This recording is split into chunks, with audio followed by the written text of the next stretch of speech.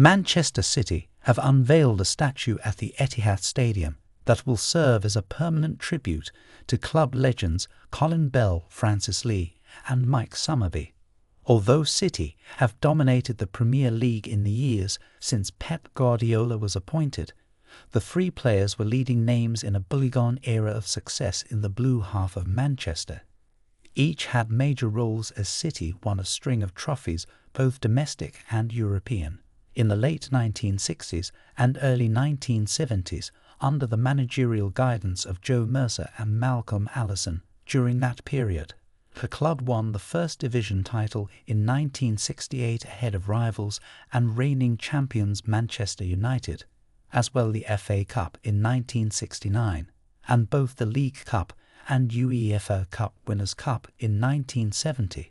The success started when Mercer, assisted by Allison, steered City to the Second Division title and promotion to the top flight in their first season in charge in 1965-66.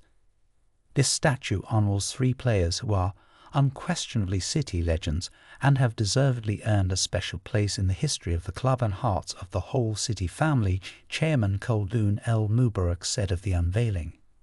The artist's decision to feature the three men in motion on a single plinth, as well as include the 29 names of their teammates, gives us the opportunity to acknowledge a trophy-winning era of City football history that has and will resonate for generations to come.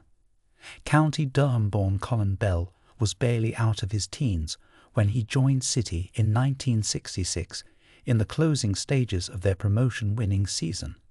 Legend has it that Malcolm Allison deliberately missold potential rivals bidders over the player's ability prior to a £45,000 transfer with Bury being agreed. As a goal-scoring midfielder, Bell was immediately a regular in the top flight and reached double figures the league in 6 consecutive seasons from 1966 until 1972. In City's title-winning campaign, he was named the club's Player of the Year. During that time, he also became an England international, playing at both the European Championship in 1968 and the 1970 World Cup. A 2-year absence due to a serious knee injury suffered when he was 29 curtailed Bell's City career, and he left the club in 1979, followed by a brief spell at San Jose Earthquakes before retiring. But he returned as youth coach and ambassador and remains a legend in Manchester, with his King of the Kippax nickname derived from the Kippax stand at City's old Main Road ground.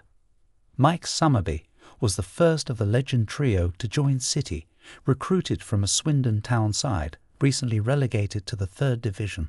When Mercer and Allison first arrived in Manchester, he had been a Swindon regular since the age of 17 and 13 second-tier goals in 1964-65 persuaded City to part with £35,000 to bring the 22-year-old winger to Main Road.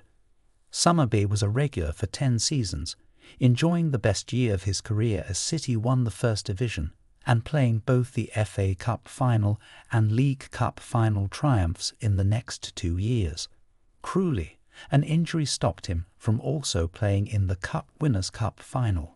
England caps came for Summerbee in 1971, 1972 and 1973. Recognition for City form that made him the club's Player of the Year in successive seasons in 1971-72 and 1972-73. Upon leaving Main Road in 1974, he carried on his career for another 5 years with Burnley, Blackpool and Stockport County. His son Nicky would play for both Swindon and City in the 1990s.